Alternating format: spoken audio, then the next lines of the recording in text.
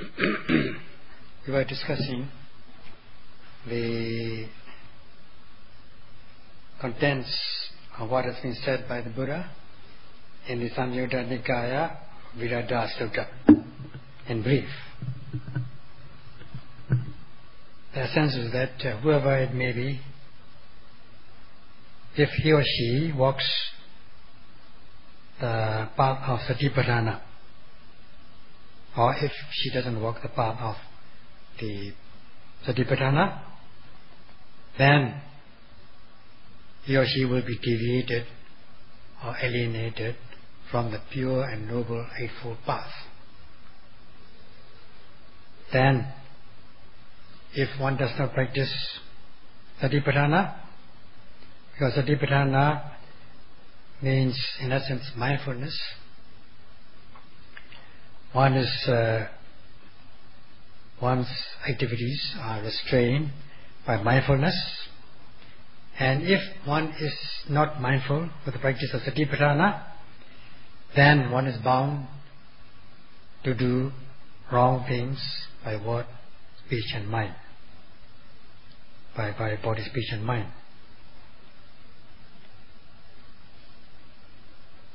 If one practices, then one will be able to withstand any adverse conditions in life, and one will become matured in one's knowledge. If, on the other hand, if one is deviated from the practice of Satipatthana, then one is bound to become very violent in one's actions by body, speech and mind, and one will not be able to conduct in the right way as a good human being. If one does like this, then one will not be able to control oneself, and at the same time one will harm others.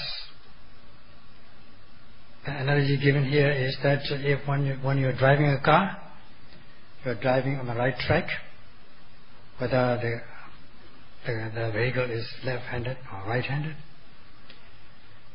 you have to stick to your track, and even if one is not mindful, one has got to be mindful in driving one's car. At the same time, understand the disciplines, the rules of traffic, or traffic rules. At the same time, not to drive at high speed. Otherwise, you will land into accidents. If you land into accidents, then you will not only harm yourself, but harm others at the same time. So the traffic rule is that when the light is green, you just drive on.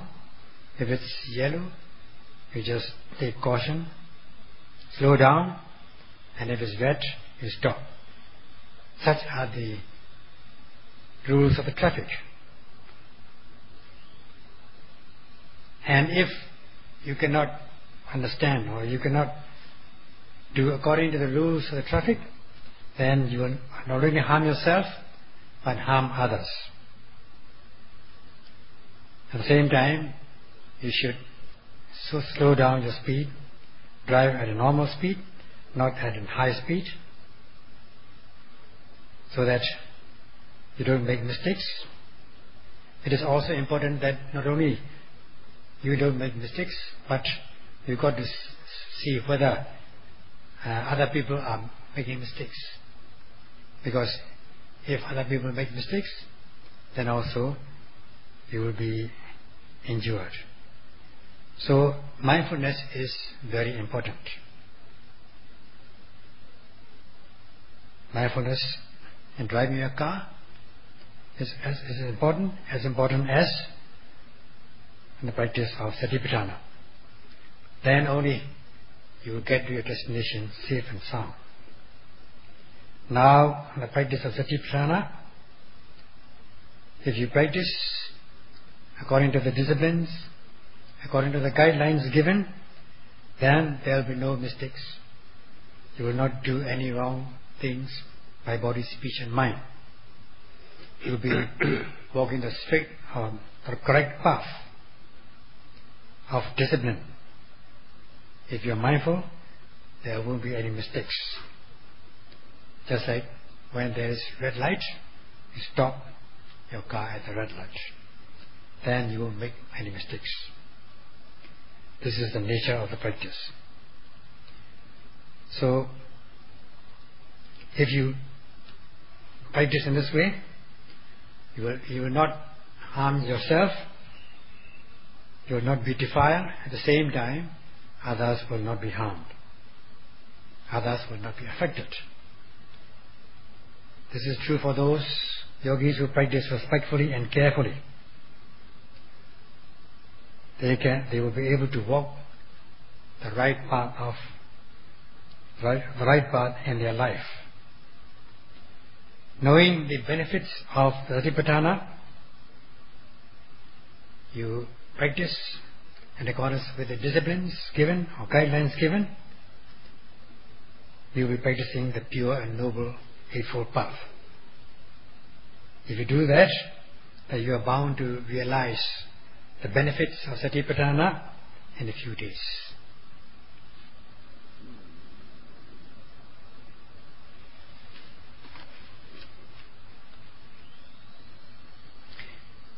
Those who practice Satipatthana in the correct way are bound to cultivate their physical, verbal, mental behaviors so that their life will become pure and uplifted. And the reverse is true for those who do not practice Satipatthana. Their life will be impure, overwhelmed with defilements such as greed, hatred and delusion, and all sorts of immoral deeds, adultery does. And they will not be able to conduct in the right way. They will not be able to be mindful, nor will be able to cultivate concentration or panya or wisdom. There will be no training,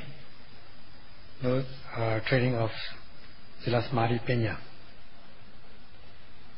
Instead, their life will be very violent and despicable. And the reverse is true again for those who practice Satipatthana.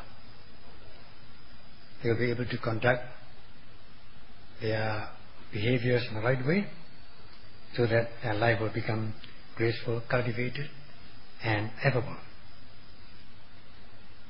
So there are two kinds of paths, or two paths. One is the right path and the other is the wrong path. And those who wish to be pure and affable and graceful and likable, they will follow the path of Satipatthana. Those who do not follow the practice of Satipatthana, the path of Satipatthana, leaving their mind uncontrolled, indulging themselves, then they will not be able to conduct their physical and verbal behaviors in the right way. It will be like a drunken driver who will end up into accidents because he or she is uninhibited, so that one will wrong oneself at the same time harm others. At this point, it is necessary to talk about Pamada and Appamada. Now this Pamada means walking the wrong path, not knowing what is right or wrong, or one may think the wrong thing as right, feeling and abstaining from what should be abstained, and feeling and observing what should be observed. Not being able to practice the basic human discipline, being negligent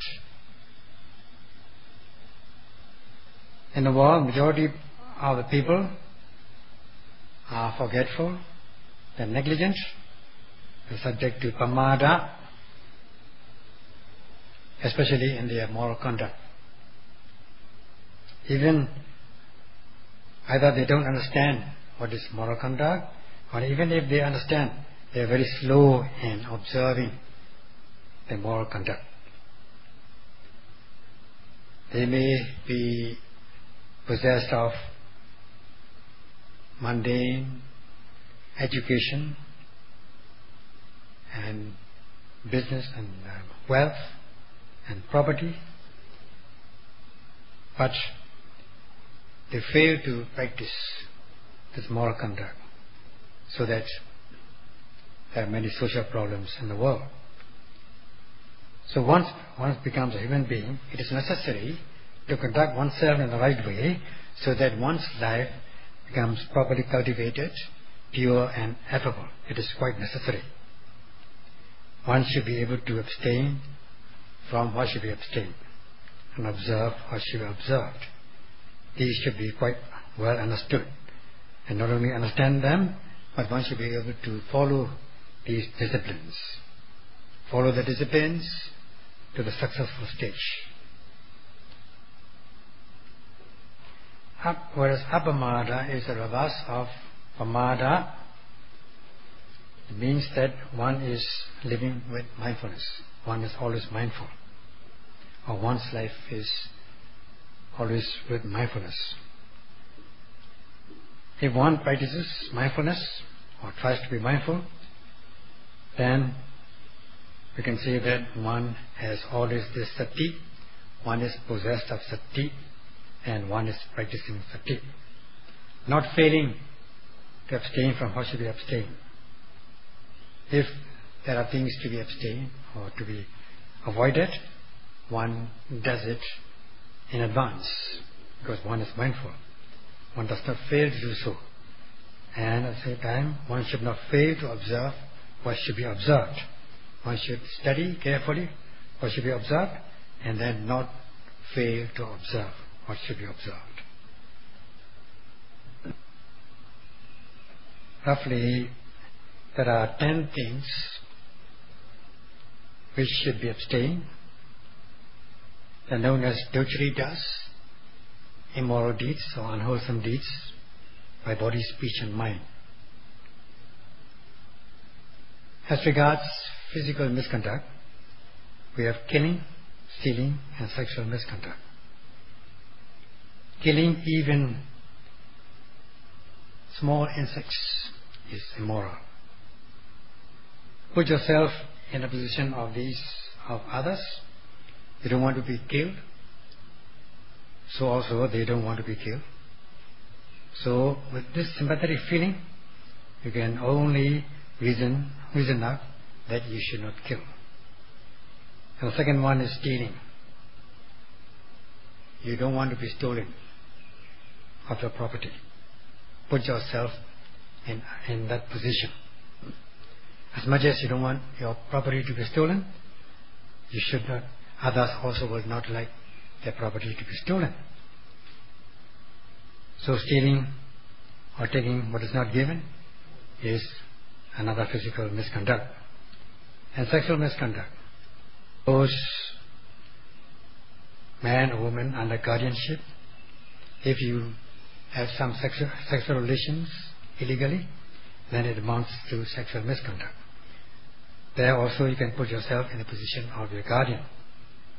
So just put yourself in a position of the possessor of or guardian of the property, then you will be able to reason out that these are the things to be abstained. If you don't abstain, then you are failing to abstain from what should be abstained. You are being negligent and you are being forgetful. This is Pamada. Now we have this verbal misconduct.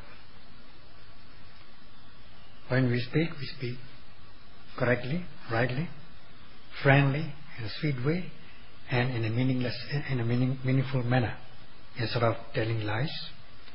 instead of harsh speech, malicious talk, and in a meaningless way, which are known as Vichitocaritas, verbal misconduct.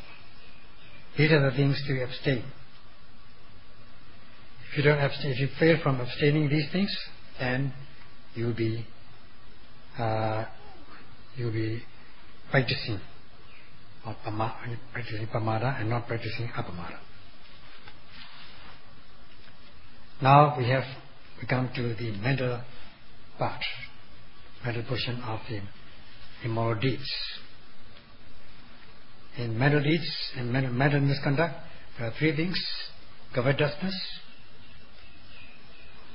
ill will, and wrong view. In the wrong view, you don't view things in the right way, such as good begets good, bad begets bad. Instead of viewing in the right way, in this way, you may hold the view that when you die or when your body breaks up, that's the end of it. There's no more becoming. So that when you know that there's no more becoming, you will do all sorts of things, good and bad things. You will not do good things, because there's no afterlife to realize the good effects. No, instead you will do bad things, because there's no afterlife to suffer the consequences of these bad deeds. So this is again failing to practice moral conduct mentally, not abstaining from what should be abstained, and not observing what should be observed. So we have to understand what we should abstain from: physical, verbal, mental misconduct. And then there should be this zeal to practice this moral conduct, and then follow the path. If on the other hand, if one fails to observe this moral conduct, or one forgets to do it, one is negligent, then one will be Pamada, lack of mindfulness, sati. Then one's actions will become violent, leading to unwholesome consequences, both for oneself and others, leading to complicated social problems. If one does not know what should be abstained or what should be observed, and one does not abstain from what should be abstained and observe what should be observed, then this is Pamada. If one, on the other hand, if one observes in the right way, or should be observed and conduct in the right way, then one is said to be conducting one's physical, verbal, and mental behaviors in the right way, such as Sila, Samadhi, and Panya, which is good for oneself and others. This is a good conduct, and one should observe them. Like when you are eating food, knowing that the certain food items are unwholesome and not suitable for you, you abstain from taking that food. So you should know that what is unwholesome. Knowing that, you abstain from taking that food. Now, at the same time, you must know that some certain items of food are wholesome and suitable for you. You should also not forget to take that food. Otherwise, you will not be able to fulfill your physical energy. So you have to understand both. That is, understand whether the food is unwholesome and whether the food is wholesome. So too with the practice of moral conduct. You must understand what is wholesome and what is not wholesome. what is moral and what is immoral. Then you can practice accordingly. Otherwise, if you does not abstain from what should be abstained, then you are bound to land into dangers. And if you do not observe what should be observed, then you will not realize the benefits of the observation. So this will lead to Pamada, and this Pamada is very dangerous. If one fails to abstain from what should be abstained, and one is negligent, Pamada, then one is bound to be overwhelmed by these internal near enemies. In other words, one is giving a chance, giving opportunities to these internal close enemies, enemies which are within, such as these greed, hatred, delusion, which are very dangerous, enemies. As for living enemies, such as human enemies, they exist, but you only confront with them at times. If you are careful, you can avoid them. Whereas these internal enemies lie in your self and within, they are very dangerous. They are most dangerous. If one is not mindful, then one is bound to fall prey to these internal enemies, which will gain the upper hand, and indulging in them, one is bound to commit wrongdoing or wrong speech, leading to physical, verbal, mental impurities, leading to violent actions, so that your life will become violent and despicable and impure. Now, by being these internal enemies, self-blame. If you do something unwholesome, you know for yourself that you have done it. So you will blame yourself, at least mentally. This is called Attanuvada Bhaya. Then, since you have done something wrong, then you will be known by the society. Society will blame you because you have done something wrong, and you will be criticized by the society, by the people, by the society. And this kind of danger is known as Paranuvada Bhaya, danger of blame by the society. This will lead to great loss in your life. When you are blaming yourself, when you have done something wrong, you are conscious that you have done something wrong, maybe you are not suffering great loss. But once your wrongdoing is revealed, as revelation, is known by the society, then you are bound to suffer great loss in your life. Then the third danger is Dandabhaya. That is the danger of being disciplined by law. If you have done something wrong, which will infringe the existing regulations, then you are bound to be disciplined by the authorities. So, when you are, especially when you are committing unnatural sensual pleasures, which may lead to very serious consequences, such as dangerous diseases which cannot be cured, and taking intoxicants for which there is no cure, because you are indulgent, you indulge yourself in these sensual pleasures. Because of this indulgence in sense pleasures, you are bound to suffer loss in your life. That is because you are not mindful, or because you are not knowing the consequences in advance. Because you don't understand how to abstain from what you abstain, you are suffering great loss. And because of your wrong cetana, volitional actions, wrong deeds,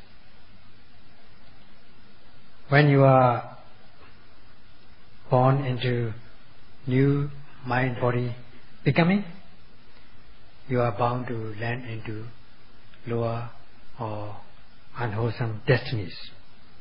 Of course, these are not seen with your eyes. You may not be able to believe them, but what is happening in front of you in your lifetime are the three dangers. One is Adanuvarabhaya, the danger of self-blame; Paranuvarabhaya, that is danger of blame by society; and Dandabhaya, danger of being disciplined by the authorities. Out of these three things, the first is most dangerous. You cannot avoid it. You may be able to avoid other things if you are very clever, but you cannot avoid, you cannot run away from your own conscience. You cannot cover up your conscience, cover up your wrongdoing. You cannot run away from your conscience. It will be haunting you all the time. So if you are not free from these internal enemies, these are the dangers that you are bound to confront with. So one should understand in advance these immoral deeds, dukkha, and their consequences. And then abstain with the concept of hiri-ottappa, moral shame and moral fear, or spiritual shame and spiritual fear. If one does not understand that these are unwholesome, then one may not be able to abstain from them. Or even if one understands they are unwholesome, one may not be able to abstain. So that one is bound to meet with great social problems.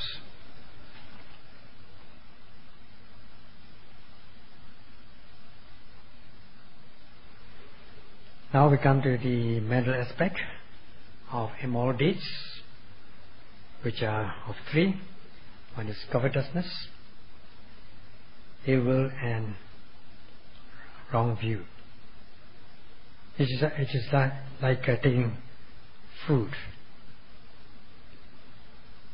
unwholesome food or poisonous food. One should understand it. Understanding it, one should abstain, knowing that they are dangerous, they are poisonous, that they are disgusting.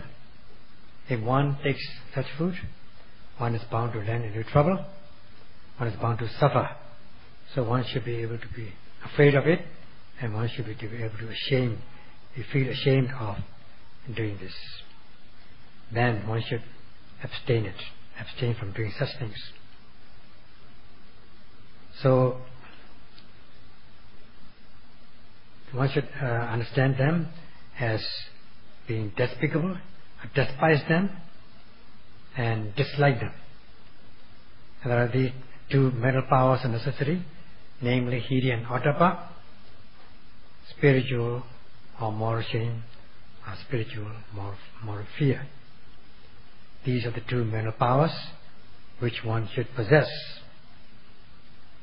so that one will be able to abstain from the physical, verbal, and mental misconduct which lead to these dangers we have just discussed.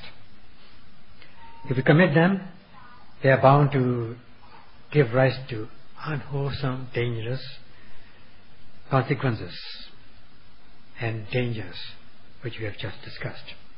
And we should despise them, and we should be afraid of them. So these two mental powers, hiri and ottappa, spiritual fear, spiritual shame and spiritual fear, if we don't possess them, if we are weak, or if you don't possess these two mental powers, then you're bound to commit unwholesome deeds. Then you'll be committing Pamada, forgetfulness or negligence. Then if you fail from abstaining from what should be abstained, then you're bound to commit these ducharitas, which are despicable and frightful. So one should understand them and possess these two mental energies or mental powers, namely Hiri Bala and Oddabba Bala, the power of spiritual shame and the power of spiritual or moral fear from committing these unwholesome ducharitas. In the world, most people don't possess these two wholesome mental powers, mental states, or even if some possess, it is not enough.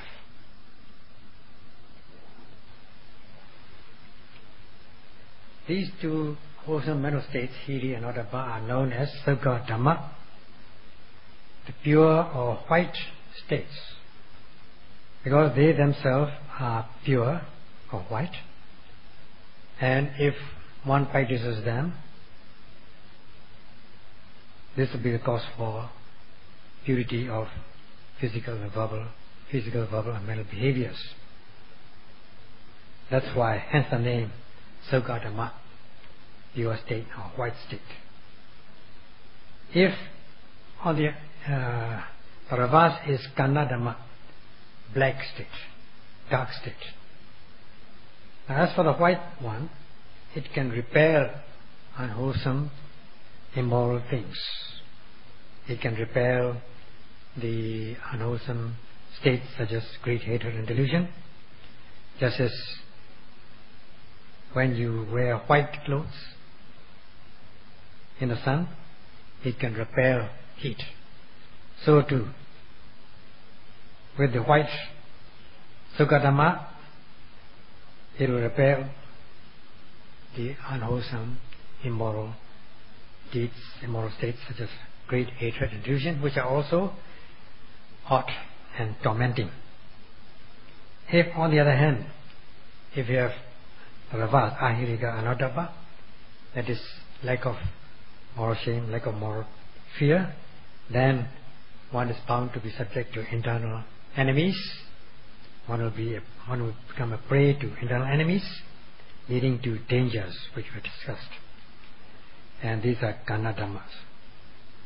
That's why, as a maxim, not having this with a black background, it will absorb heat. With a white background, it will repel heat. So it is necessary to practice these wholesome mental states so that the black background will not absorb hot or tormenting kilesas. The world is full of this moral shamelessness and moral fearlessness. Hence, there's lack of peace in the world. These two wholesome mental states are also known as Lokapala Dhammas, world protector. Now, protection can be of two ways. One is keeping status quo, protecting by keeping things in the status quo. And second one is to improve so that the world becomes better and better for people to live in. When we say world, it is not the material world that we learn in geography, but we mean living beings on this earth. If one does not understand what this duty does, then one will not despise or become afraid of committing such things. Then one will go on committing them. Only when one knows that they are ducharitas, unwholesome deeds, and only when one despises them, and only when one is afraid to commit them, one will be able to practice moral deeds, moral conduct, or abstain from immoral conduct accordingly. So this is protection of one's own individual world. Hence the name Lokapala. When you say Lokapala, we don't have to say, we don't mean the whole world, but we can protect ourselves in an individual way. By doing that, by protecting one's own individual world, this we can call it Lokapala. If there is no Hiri Ottappa, if one does not possess these two wholesome mental states, Hiri and Ottappa, then there will be no protection. There will be only destruction, such as killing, stealing, sexual misconduct, indulging in unwholesome deeds, unwholesome mental states such as great hatred and delusion, so that one's life will suffer. The same goes with verbal misconduct, by telling lies, speaking maliciously, falsely, unfriendly, in an unfriendly manner, in a meaningless manner, one is destroying one's own little world. Again, with the mental misconduct, ducharitas, such as covetousness, ill will, and wrong views, if one does not despise them or be afraid of them, one will find it easy to commit them. Then one will do as one likes, so that one will be destroying again one's own little world by destroying or by committing this immoral conduct. In this way one destroys one's own little world by misconduct, because there is no Lokapala, no wall protection. Then one does not only destroy one's own little world, but also one destroys the society. Society will not gain any peace, will not be peaceful. If suppose one kills somebody, then one is not only defiled, but one is committing it so as to affect the society. If one steals also, the society will be affected. Same thing goes with other misconduct. So if one is not able to control oneself, one's own little world with sucharita or moral conduct, instead one commits immoral conduct, then one is destroying one's society. In this way one is said to be destroying the world in general. The world means the world of ducharitas. So this Lokapala Dhamma, because of the lack of Lokapala Dhamma, there are places where they commit what is known as incest, immoral conduct among one's own relatives. These are the internal enemies which one should despise and be afraid of committing.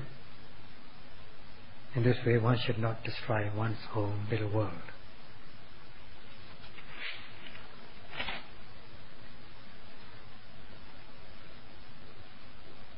Because of the lack of this Lokapala Dhamma, world protector, the Hiri Ottappa, not knowing how to abstain, how to control oneself, one is destroying oneself and the world,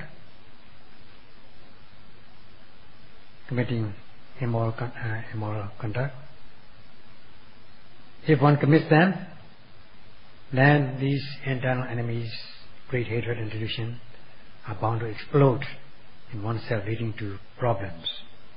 They can explode any time, because they are in you all the time. They are internal bombs. We hear about atomic bombs, rockets and things like that. They are dangerous, no doubt, but only at times. Only when there is war, they are dangerous. But as for these internal enemies, because of the lack of Lokapala, they are always dangerous. If without this hiri-ottappa, wholesome mental states, indulging in kilesas, defilements, one is bound to destroy one's own prosperity as well as others. That's why they are more dangerous than the atomic bombs or hydrogen bombs. Understanding them, one should be able to protect oneself in advance and subdue these unwholesome mental states. Otherwise, this will lead to world destruction of the world. If one lacks moral conduct, then the human quality will go down, it will fade away gradually. If, on the other hand, we possess lokapala dhamma, then the quality, human quality, will shine bright. Hence the name Deva Dhamma, meaning shining with good qualities. If one lacks hiri-ottappa, then one's life will be defiled, it will be impure. If one possesses hiri-ottappa, then one's life will shine bright with good qualities. Knowing that the qualities of this Deva Dhamma, that one can shine bright with good qualities and qualify as Deva Dhamma, possessor of Deva Dhamma, then one will despise committing immoral deeds. One will abstain from immoral deeds, and in practice one will abstain from them, so that first of all one will gain purity of physical and verbal behaviors, so that society will regard you and keep you in good esteem, will regard you well. And mentally also, if you are able to cultivate your mind so as to purify it, then there will be more regard and consideration by others. You will be placed in a high position. So as a human being, you will not become ordinary human being. You will occupy a high position as a leader of human society. So in this way, you will be termed, you will be called Samudhi Deva, as a leader of the society, or occupying high position in the society.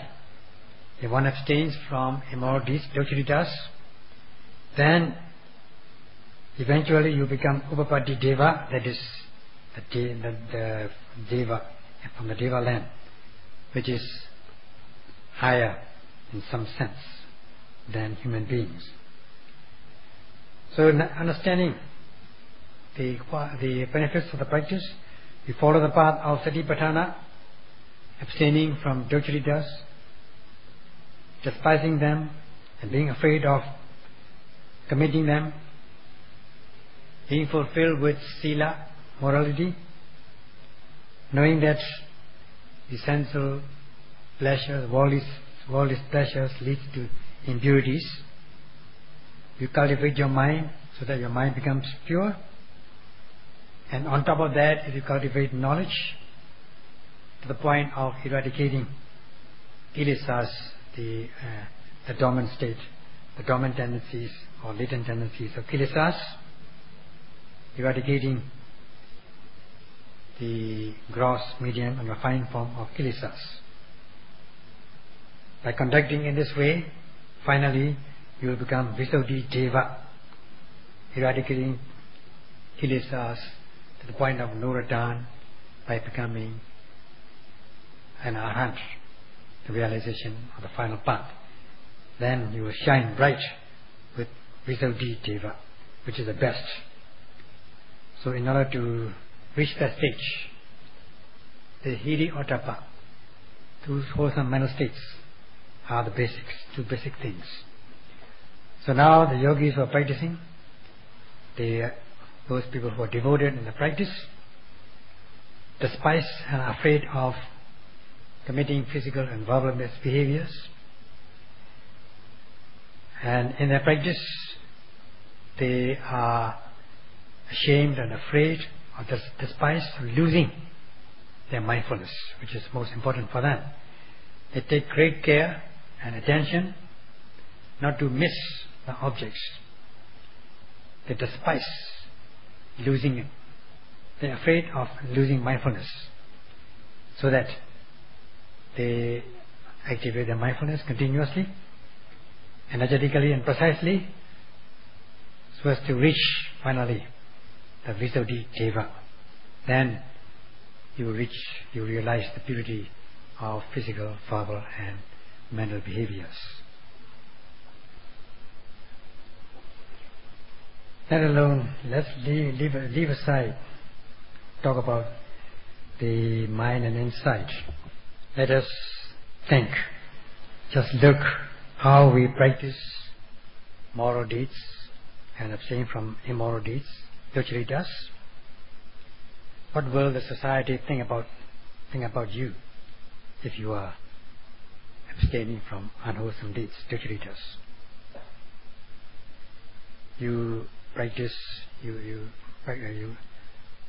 conduct yourself in a good way, physically and verbally also, speaking correctly, rightly, friendly way, in a sweet manner, a meaningless way.